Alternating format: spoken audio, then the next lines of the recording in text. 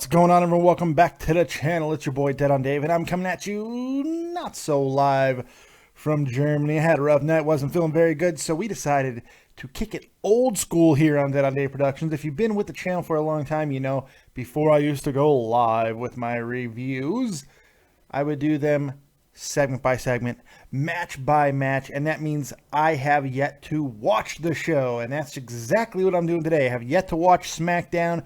So I thought it'd be fun to do this in an old school fashion, and because I'm not feeling very well, it also gives me a little bit of leeway to start and stop as I see fit. So that's exactly what we're going to do. I'm going to be watching segment by segment, match by match, so please follow along if you feel like it, and let's jump right into it, shall we? Let's get to SmackDown for September 20th, 2016. Oh shit, that means today's September 21st. 2016. That means 2-year anniversary for Dead on Dave Productions. Woo woot, woo woot. Oh, party. We're gonna party. I'm sick, or I'm gonna drink later. Probably not. All right. September 20th, 2016 review for WWE Smackdown Live. Let's get into it. Let's start it now. All right off the bat, really good hype up video. I think they did a good job of setting the tone for the show with that little intro package, and then we go right to the ring and see there's going to be some kind of contract signing. No, let's see what it is, man. We got the first couple minutes out of the way, and I'm already kind of digging the vibe of this episode of SmackDown. All right, let's get back into it. Let's see what happens during this contract signing, shall we? Okay, just really at the beginning of this SmackDown Live Women's Championship contract signing, Women's Championship, that's right. Quick note I wanted to make: Daniel Bryan doing a great job on the microphone, at least so far. I like that. He's saying this is going to be a civil contract signing, and the fans started to boo. He's like, don't boo that. I like that. I like a little bit of ad-lib. That's pretty good.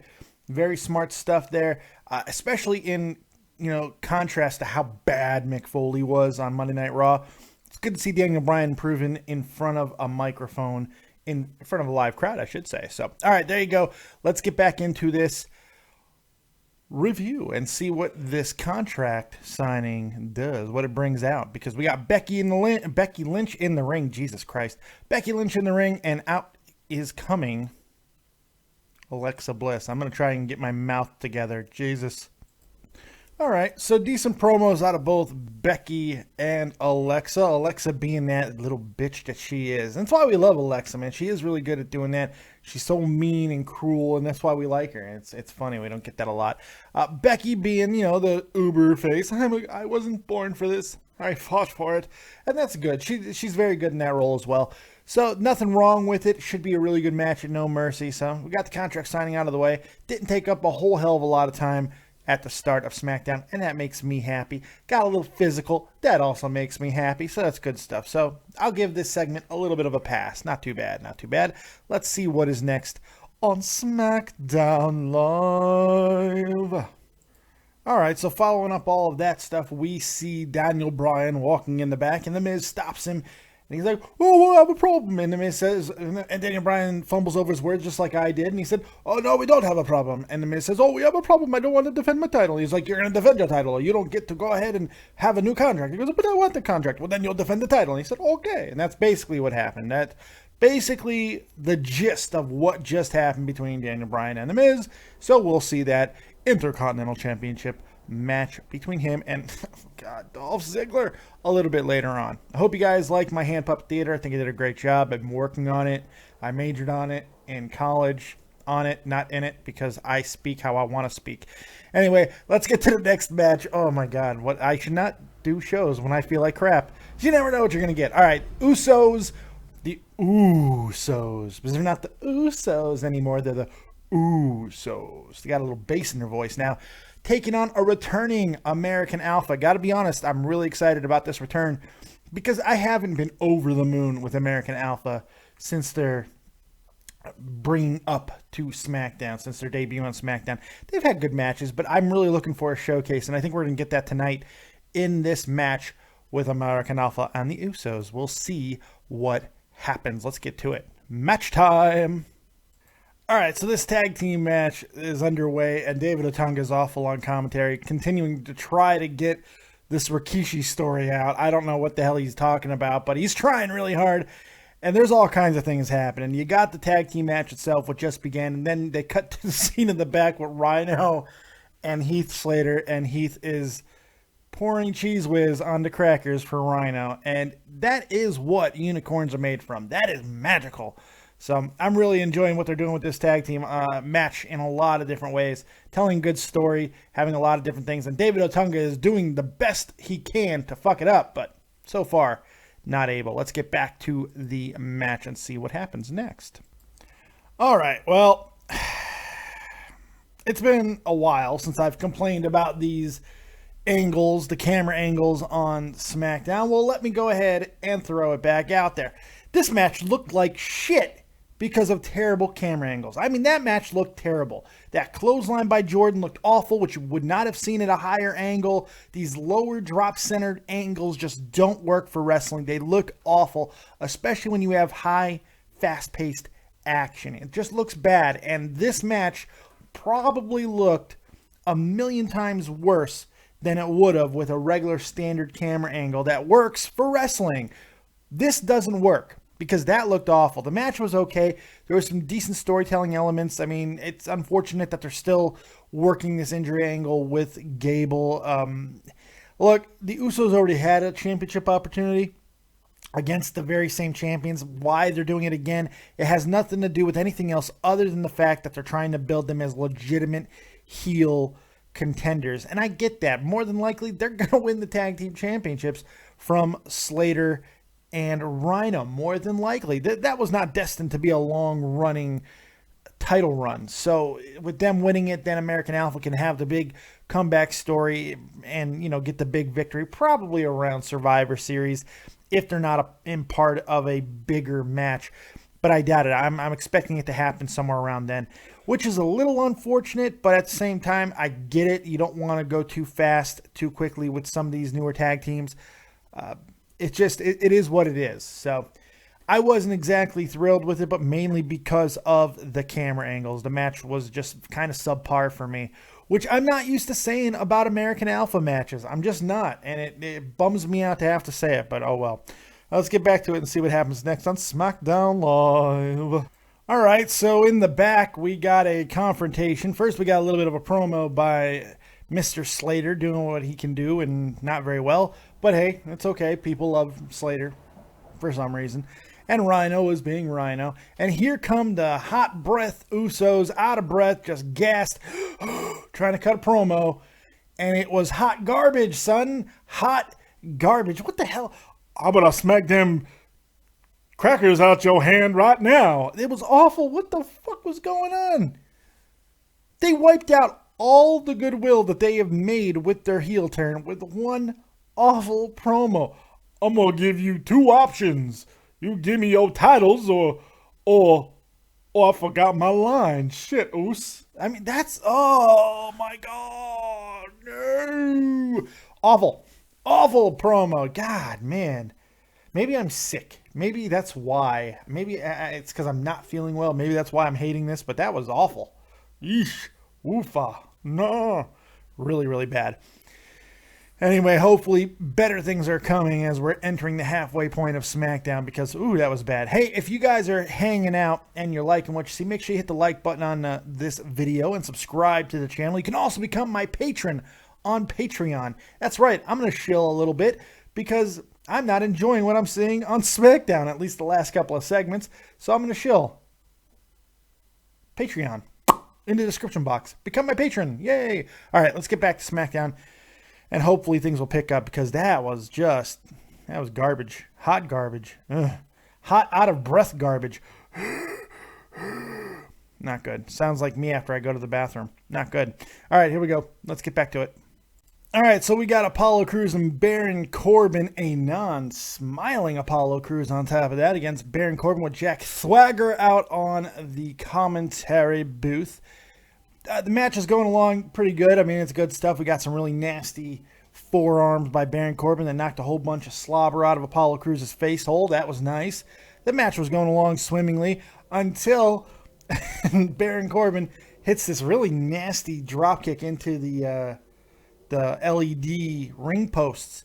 And you could see and hear, due to the big beeping, or the, I should say, audio outing of Apollo Crews, he just said, fuck. I like that. Apparently he's not used to the camera right in his face, because it caught it clear as day. Good stuff, Apollo Crews. Selling that good shit. I like it.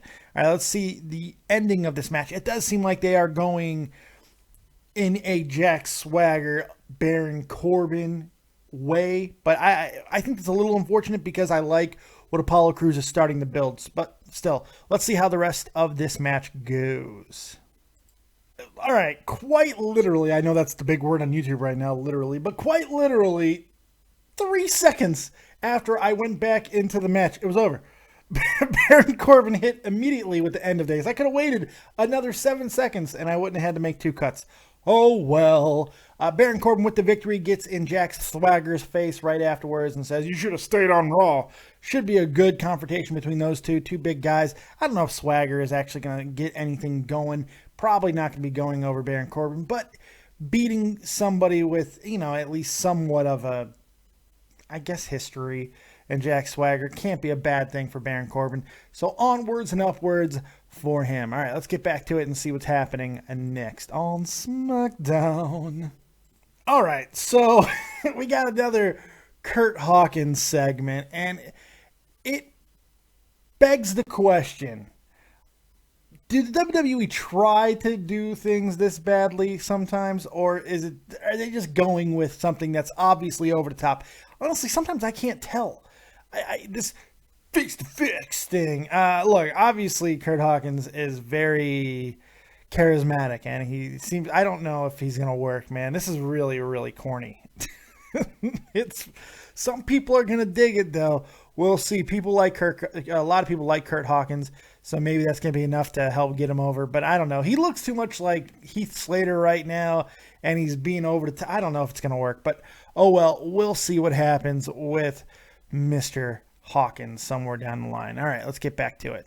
Ugh.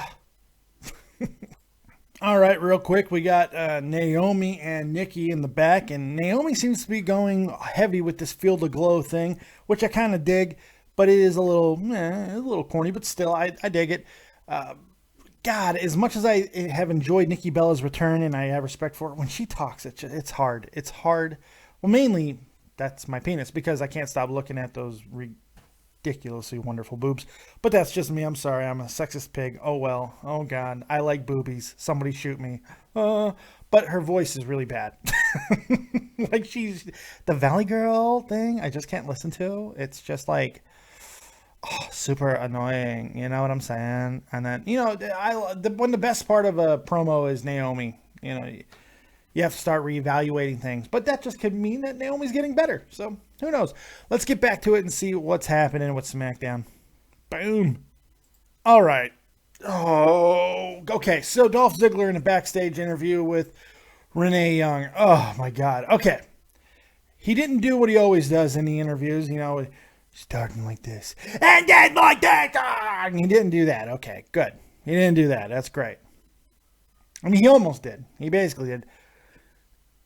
He actually ended the promo with Hit My Music. Why can't he be anything but Shawn Michaels? Why? It's what's not working. It's this ridiculous wannabe cloneness of Shawn Michaels that killed him. That has just continued to dog him, because nobody can be Shawn Michaels. It's infuriating to watch. It really, I want to jab a spike through my brain when I watch this, because it makes no sense. That was not a good promo.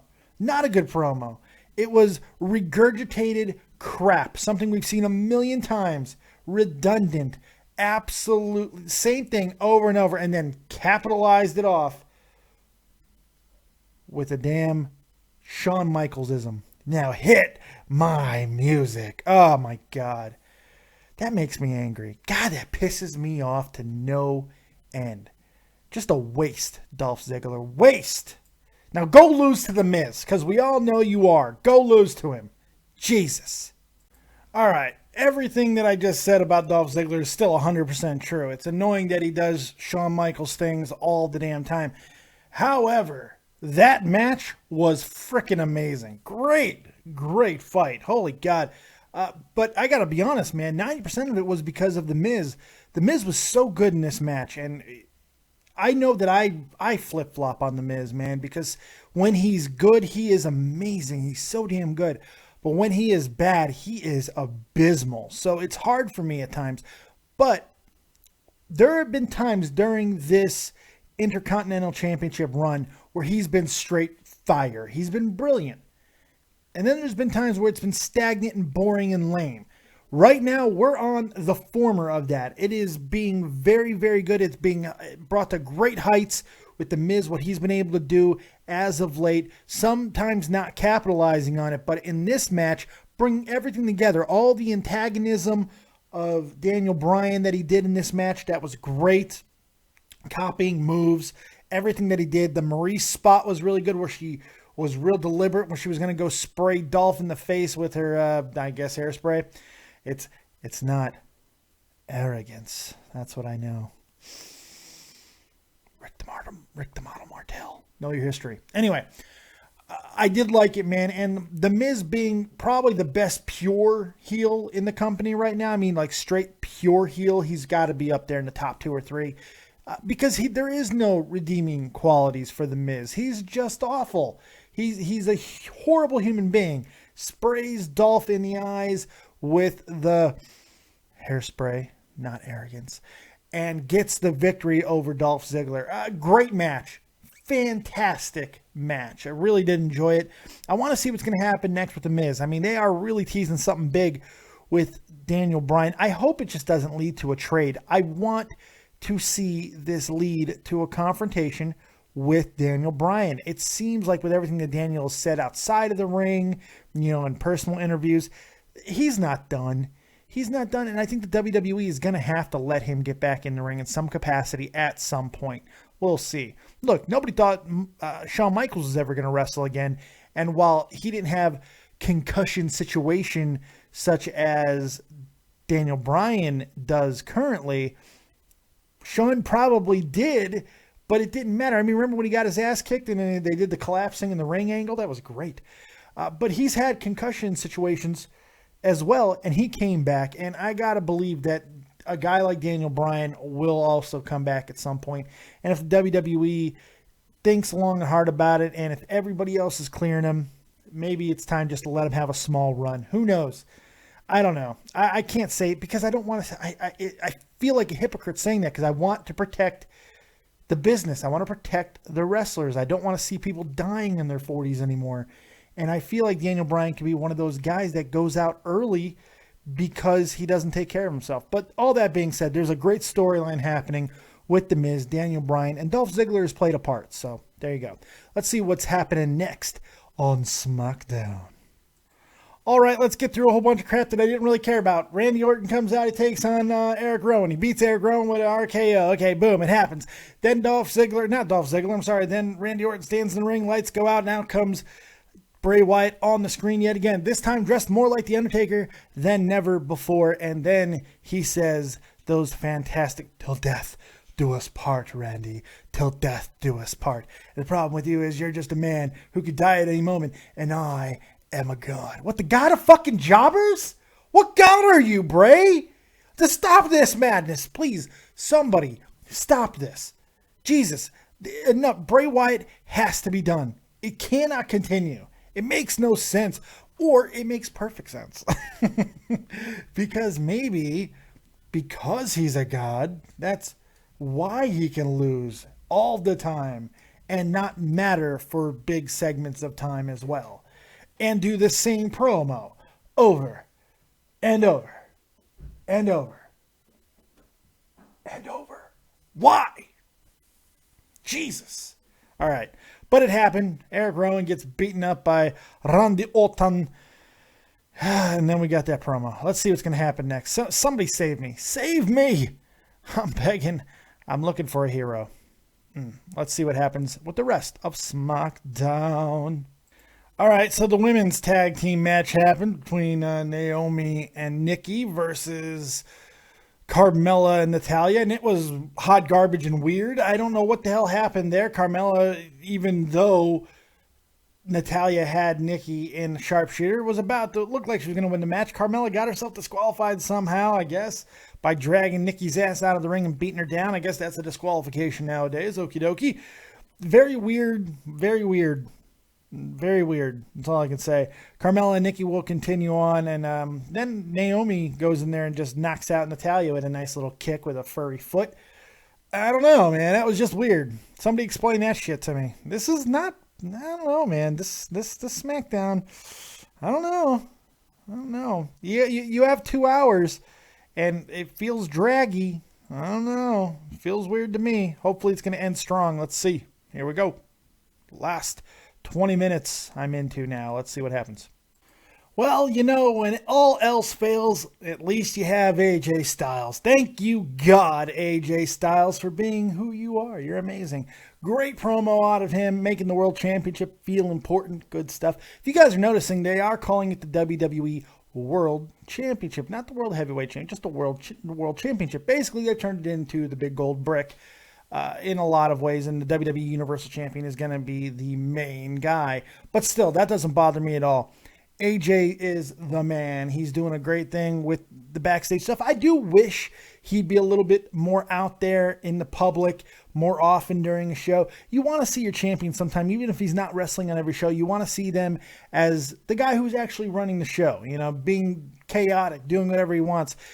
Everybody should be impacted by the champion at times. And we are missing that, but not just from AJ, from any world champion in modern WWE. And that is kind of a little bit of an issue, but that's a nitpicky thing. AJ's doing a wonderful job, and he will continue to be phenomenal. All right, let's get to the main event here. Dean Ambrose and John Cena. Let's do it, because I cannot sit up anymore. This is killing me. All right, let's do this. All right, now that's how you end a show. That's what I'm talking about. Good match between John Cena and Dolph Ziggler. A little bit short. There seemed to be a problem with the finish, too, because although Dean Ambrose did cleanly pin John Cena, holy shit, it seemed like the ref waved it off. And then when he heard the music, he went with it. That was a little weird. I don't know if that was the intended finish. If there was time constraints, so they just kind of pulled an audible, I'm not exactly sure.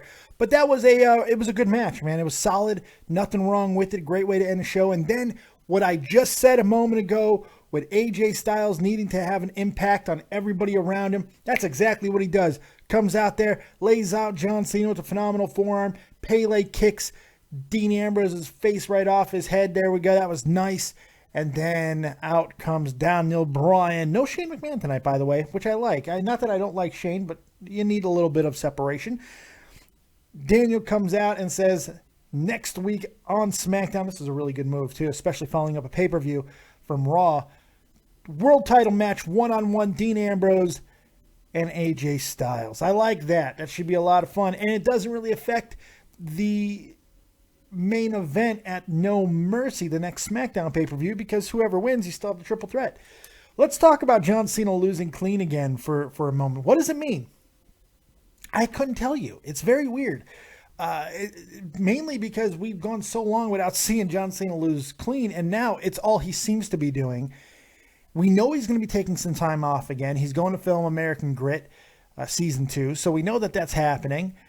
So that means, is he eating another pin at the pay-per-view? I don't know. This is weird, but it's a little refreshing.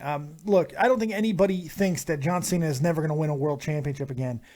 In fact, we're all just waiting for it to happen. And with the fact that AJ continues to be so taunting towards John, we're figuring it's going to happen at some point, right? It makes it even more so to that.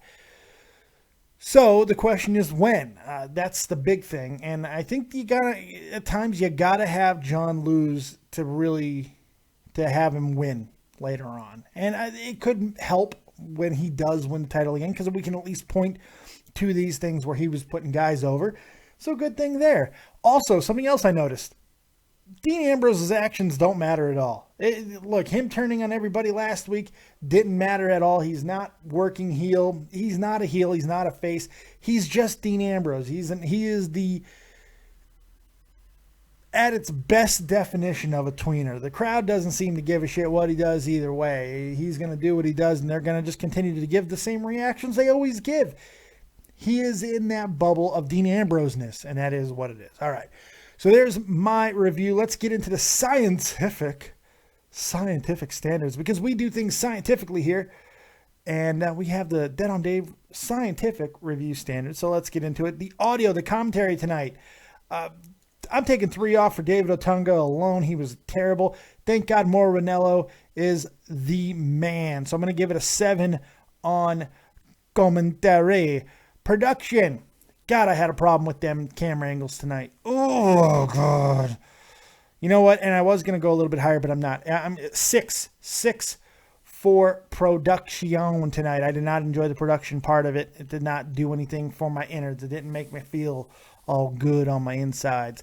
Promos and vignettes is what was really lackluster tonight. I felt really, really bad. The one thing that was clearly worse about this than Raw was the promos and vignettes. Save the ending there. Other than that, it was a really bad night of promos. And the Kurt Hawkins vignette does nothing for me. I'm sorry. The Spanish Heritage thing was nice. That was cool. But, I mean, still, I give it a 5 overall. Just not enough there. And then when people were talking live, they really did botch it up. So I give it a 5. Wrestling. Look, for the tag team match, I'm going to give a little bit of a pass because the production was so bad. The match itself wasn't that terrible between American Alpha and the Usos. But the 2 big matches of the night, Dolph Ziggler and The Miz, and the main event between John Cena and Dean Ambrose was phenomenal. My God, they were both really, really good. So for me, the wrestling aspect, just from those 2 matches alone, raise it to an 8 tonight. So not too bad overall, which gives us a overall score of 26, because I went to 6. So 26 and divided by 4, because that's how these type of averages work. I lost my train of thought there. It gives us a 6.5. I actually feel that's a little bit low, but science, can't argue with it. Even the guy doing it can't argue with it because it's science. So 6.5, maybe a little bit bumped up to a 7. I do feel that maybe the Raw review was a little bit higher, but I don't know what I liked more this week. It's very weird. While the science says that Raw was the better show, I don't know if that's necessarily the case, because I really liked a couple of those matches on SmackDown more than I liked anything else on Raw, save the Cruiserweight match. Was the Cruiserweight match better than The Miz and Dolph Ziggler? That's what this debate comes down to. So make up your own decision on that. Let me know what you thought in the commentary. Who won the war this week? Sorry if this show was a little bit weird today. I'm not feeling great. I'm really not. And I just want to go lay down. But we got it done. We got through it. Thank you guys very much for hanging with me. I do appreciate it and hope you have a wonderful day. We'll see you a little bit later right here on Dead on Dave Productions. I might do something for our 2-year anniversary, but honestly, I feel like crap, so who knows. But one way or another, you'll hear from me soon. Make sure you follow me on Twitter at DeadOnDaveV. Like this video, subscribe to the channel. Check out everybody that's on my featured page and in the community. Tommy C, Shopping Point, Jeff the Huff Huffman, Real Talk, Metaphor Messiah, Too Tall, the whole shebang. Go check them all out. And we'll see you a little bit later right here on Dead on Dave Productions. Like, subscribe, and share. And as always, if you don't have talent, have talented friends. We'll see you next time. Keep it copious. Peace.